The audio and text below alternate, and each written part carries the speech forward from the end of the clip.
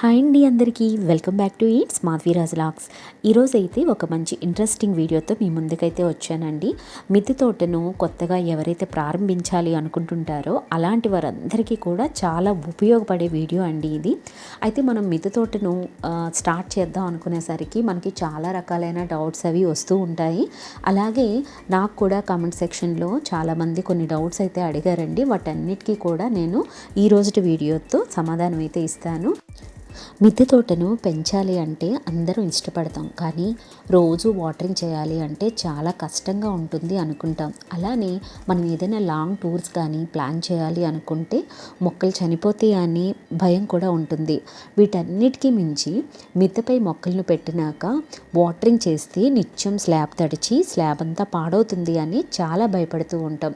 So వీటన్నిటికీ solution ఈరోజు నేను చూపించే వీడియోలో మీకైతే దొరుకుతుంది. మిద్దె తోటను మనం ఒక్కసారి స్టార్ట్ చేసినాక మనకి చాలా ప్రాబ్లమ్స్ కనబడుతూ ఉంటాయండి.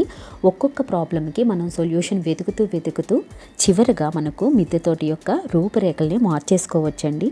సో అలాంటి ప్రాబ్లమ్స్ అన్నీ నేను ఫేస్ చేసిన తర్వాత ఈరోజు నేను మా మిద్దె తోటలో ఎలాంటి మార్పులు అయితే చేశానో మీకైతే చూపిస్తున్నాను.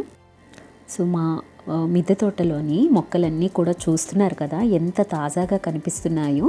నేనైతే మరి ఏమాత్రం వాటరింగ్ చేయడానికి కష్టపడినండి. సో నేను కష్టపడకుండా మరి ఏం చేశాను అన్నది ఈరోజు వీడియోలో అయితే మీకు చూపిస్తాను. ముందుగా ఈరోజు రొటీన్గా హార్వెస్ట్లు, అలాగే ఫెర్టిలైజర్స్ మేకింగ్ ఇలాంటి వీడియోస్ కాకుండా అసలు మా మిద్దె తోటని నేను ఎలా ప్రారంభించాను, మా మిద్దె తోటలో నేను చేసిన మార్పులన్నీ కూడా చూపిస్తానండి. ముందుగా మా మిద్దె తోటలో నేను మేడ పైన ఒక చిన్న కబోర్డ్ లాగా చేసుకున్నానండి. దీనిలో మన మిద్దె తోటకు కావలసిన వేప నూనె కానీ, లేదంటే స్ప్రేయర్ బాటిల్స్ కానీ, అన్ని రకాలైన టూల్స్, అలాగే నేను మనం ఫెర్మినేట్ చేసుకున్న ఫ్రూట్ మిశ్రమం కానీ ఇలాంటివన్నీ ఉంచుకోవడానికి చిన్న కబోర్డ్ని అయితే ఏర్పాటు చేసుకున్నానండి. అలాగే ఇవన్నీ కూడాను మొక్కలు తవ్వడానికి కావలసిన పరికరాలు అనమాట. అలాగే ఇక్కడ వాటరింగ్ అనేది నేను ఒక పైప్ కనెక్షన్ ఇచ్చుకున్నాను. వాటరింగ్ చేయాలి అనుకుంటే దీన్ని ఆన్ చేసుకుంటానండి. ఇలా ఆన్ చేసుకున్న తర్వాత వాటర్ అనేది ఈ విధంగా వస్తుంది చూడండి. ఒక పైప్ కనెక్షన్ ఇచ్చుకున్నాను కదా, ఆ పైపు టోటల్ ఇప్పుడు నేను ఏదైతే ఇది మడులుగా కట్టేసుకున్నానండి, వాల్కి ఆనించి మనం 2 feet హైట్ అలాగే 2 feet వెడల్పుతో నేను చిన్న మడిగా ఏర్పాటు చేసుకున్నాను. వాల్కి ఆనించి మీకు కింద కూడా ఒకసారి చూపిస్తాను ఏ విధంగా ఉంటుంది అన్నది. అలాగే ఈ వాటర్, ఎక్సెస్ వాటర్ అన్నది స్లాబ్ పైనుంచి కూడా కారకుండా కూడా నేను ఒక చిన్న మార్గం చేశాను. ఏంటి అంటే మీరు కింద నుంచి చూస్తున్నారు కదా, ఏదైతే వాటర్ ఎక్సెస్ వాటర్ వస్తుంది ఆ వాటర్ అంతా కూడా మీరు కింద ఏదైతే ఇంకొక పైప్ ఉంది చూసారు కదా, ఈ పైప్ నుంచి కూడా ప్రతి ఒక్క వాటర్ డ్రాప్ కూడా ఈ పైపు నుండి పోతూ మరలా ఈ కాలువ గుండా ఈ పైప్ ద్వారా కాలువకి పోతుందండి. సో స్లాబ్ పైన అయితే ఏమాత్రం వాటర్ అనేది రాదండి. సో ఈ నాబ్స్ అలాగే రెండు వైపులు కూడా నేను గోడకు ఆనించి ఎల్ షేప్లో నేనైతే ఈ మడులను ఏర్పాటు చేసుకోవడం అయితే జరిగిందని మీరు చూస్తున్నారు కదా. ఇప్పుడు నేను ఆన్ చేసిన తర్వాత వాటర్ అనేది ఏ విధంగా వస్తుందో ఒక్కసారి చూడండి. చూస్తున్నారు కదా, చిన్న చెట్టుకి ఎన్ని ఫ్రూట్స్ అనేవి కరెక్ట్గా దాని చుట్టూరా కూడా వాటర్ అనేది పడడం జరుగుతుంది ఈ వైట్ పైప్ ద్వారా. చూస్తున్నారు కదా. అలాగే ఇటువైపు కూడా సేమ్ ఏదైతే ఎక్సెస్ వాటర్ ఉంటుందో ఆ వాటర్ కూడా ఈ కింద పైప్ ద్వారా అలా వచ్చి మరలా కాలువలోకి అయితే వెళ్ళిపోవడం జరుగుతుందండి.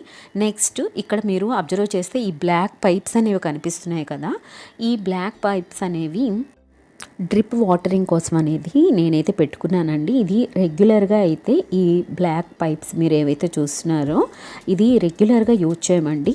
ఏదైనా లాంగ్ టూర్స్ వెళ్ళామనుకోండి, అలాంటప్పుడు ఈ బ్లాక్ పైప్ అనేవి మేము ఆన్ చేయడం జరుగుతుందనమాట. ఇది చాలా మైన్యూట్గా చాలా చిన్న హోల్ అయితే ఉంటుందండి.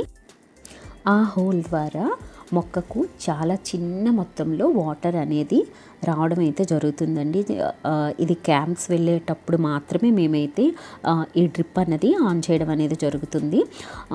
ఒక 2-3 days పాటు మేము ఊరు వెళ్ళినా కూడా అసలు వాటర్ అనేది స్లాబ్ పైకి అయితే రావడం జరగదండి. చాలా మైన్యూట్ హోల్ అయితే ఉంటుందన్నమాట. చిన్న చిన్న డ్రాప్గా ఈ బ్లాక్ పైప్ నుంచి అయితే రావడం జరుగుతుందన్నమాట.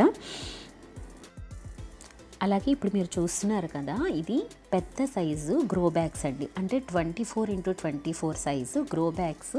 ఇందులో అయితే నేను మామిడి మొక్కను, అలాగే వాటర్ యాపిల్ని, అలాగే స్టార్ ఫ్రూట్, అలాగే గజనిమ్మ పెట్టుకోవడం జరిగిందండి.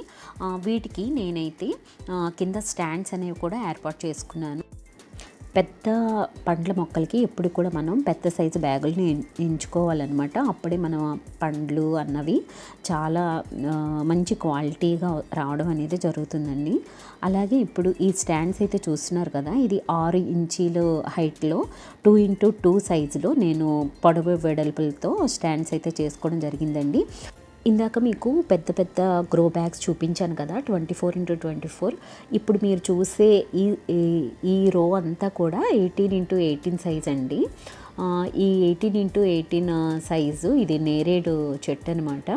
అలాగే దీని పక్కన డ్రాగన్ ఫ్రూట్, అలాగే ఇది బార్బిడోస్ చెర్రీ అండి. ఈ బార్బిడోస్ చెర్రీ కూడాను మనకి ఫ్లవరింగ్ అన్నది స్టార్ట్ అయింది. చూపిస్తున్నాను చూడండి, ఫ్లవరింగ్ అన్నది స్టార్ట్ అయింది. అలాగే ఇది ద్రాక్ష చెట్టు మీకు ద్రాక్ష పాదు కూడాను మనకి కాయలు వచ్చింది. ఇది కూడా ఈ వరుసంతా కూడా నేను 18x18 సైజే పెట్టుకున్నాను. ప్రతి దానికి కూడా ఏ మొక్క కూడా మీకు స్లాబ్ పైన ఆనించి ఉండదండి, స్టాండ్స్ అనేవి ఉంటాయి. ఇక్కడ 18x18 సైజుకి నేను 1.5x1.5 సైజులో మన స్టాండ్స్ అనేవి ఏర్పాటు చేసుకోవడం జరిగింది. ఇది కూడా 6 ఇంచెస్ హైట్లో ఉంటుంది. ఇది జామ చెట్టు, ఇది 18x18 సైజు గ్రో బ్యాగ్లో ఉన్న జామ చెట్టు. అలాగే మన మునగ చెట్టు చూశారు కదా, ఇది కూడా చిన్న బ్యాగ్లోనే మనకి ఎన్ని కాయలు అయితే రావడం జరిగిందో. మునగ చెట్టు కూడా నా గత వీడియోలో కూడా ఒక స్పెషల్ ప్లాంట్ అని చెప్పి నేను దీనికోసం ఒక ప్రత్యేకంగా ఒక వీడియో చేయడం జరిగిందండి. అలాగే ఇప్పుడు మీరు చూస్తున్నది మన దానిమ్మ చెట్టు అండి. దానిమ్మ కూడా చాలా నిండుగా మనకి పిందెలు అయితే రావడం జరిగింది. ఇది మల్బరీ చెట్టు చూస్తున్నారు కదా, ఇది కూడా 18x18 గ్రో బ్యాగ్లోనే వేశాను. అలాగే ఇది స్వీట్ లెమన్ అండి. మన గత వీడియోలో చాలా ఎక్కువ ఫ్రూట్స్ అయితే వచ్చాయి.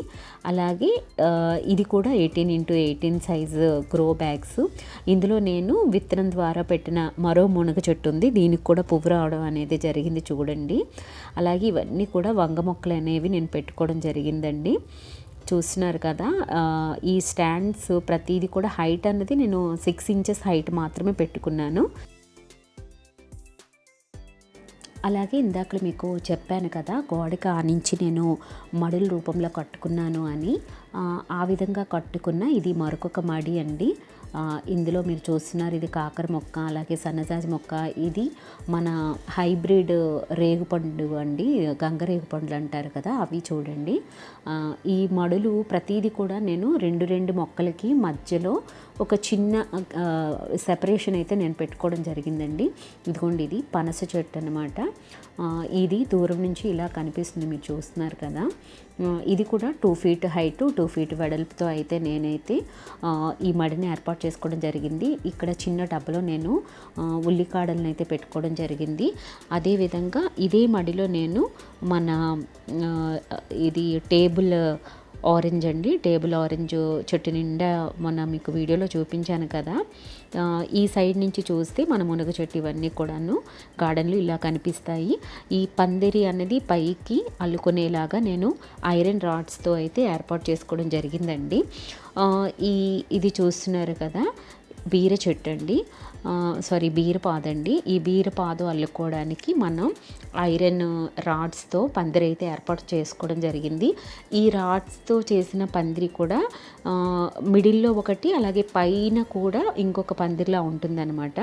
ఇది ఇంకొక సైడ్ ఎల్ షేప్లో 2 మడులు కదా, ఇది ఇంకొక మడి అనమాట. ఇది చిన్న రేగుపండ్ల చెట్టు, అలాగే అంజీరా చెట్టు, అలాగే మన జామ చెట్టు, సీతాఫలాలు, అలాగే సపోటా చెట్టు, ఇవన్నీ కూడా మనకి ఇటు సైడు మడిలో ఏర్పాటు చేసుకోవడం జరిగిందండి. గోడకి ఆనించుకొని ఉందన్నమాట. మన అంజీరాలు చూస్తున్నారు కదా, ఎన్ని అంజీరాలు అయితే అయ్యాయో. ఈసారి మనకి దిగువ నుంచి కూడా కొమ్మలు చాలా రావడం అనేది జరిగిందండి. అలాగే ఇది మన క్యాబేజీ కాయలు అలాగే కొన్ని క్యారెట్స్ వేసుకోవడం జరిగింది. చిన్న కుండలో మనం గోంగూర అలాగే పాలకూర వేసుకోవడం జరిగిందండి. ఇది చూస్తున్నారు కదా మన రేగిపండ్ల చెట్టు, చిన్న రేగిపండ్లు అండి ఇవి. అలానే చిన్న సైజు కాదు, చాలా పెద్దగానే అవుతాయి. గంగరేగిపండు అంత అయితే కావు, దానికంటే మీడియం సైజ్. అలాగే ఇది మన సపోటా చెట్టు చూడండి, ఇది కూడా మన మడిలోనే పెట్టుకోవడం జరిగిందనమాట. సపోటా కూడా చూస్తున్నారు కదా, మిడిల్లో అయితే పెద్ద పెద్ద కాయలు ఉన్నాయండి. చుట్టూ కూడా మరలా పువ్వులు రావడం జరిగింది, పిందెలు రావడం జరిగింది.